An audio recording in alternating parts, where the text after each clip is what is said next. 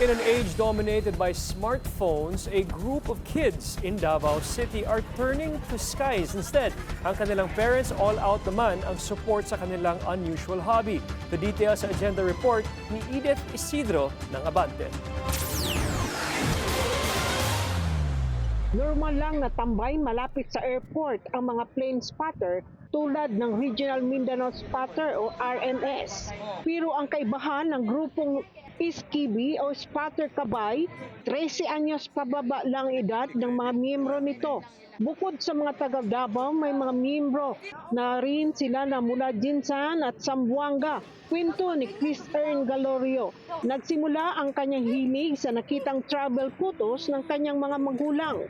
Ang 11 anyos na si Lepki Wong, pangarap maging piloto. Katunayan, may uniform na raw nga siya. Kasi gusto ko makatravel sa world. Kasi I like traveling man din.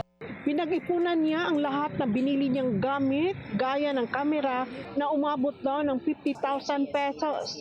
Kumplito rin sa mga gamit ang ibang Iskibi spotters. At sa unang tingin, akalain mong kuha ng professional ang kanilang mga larawan. 3 lang daw sila noong simula na interesado sa mga dumarating na mga umalis ng mga aircraft. Pero ngayon, lumubo na sila sa higit 100. Nitong Nobyembre 15, agad nilang napansin ang historic arrival ng AirAsia aircraft na nakalipad mula matapos ang ilang buwan na pagtigil ng operasyon nito galing Cebu.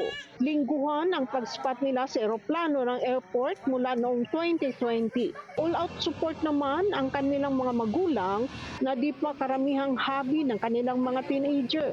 Si Nathan Rafael Castomero, hatid sundo pa ng kanyang ina. Isang magandang hobby raw ito ng approved niya ng mami at daddy dahil may halo itong physical patient at creativity. Para sa agenda, Edith Isidro, Abante, Davao City.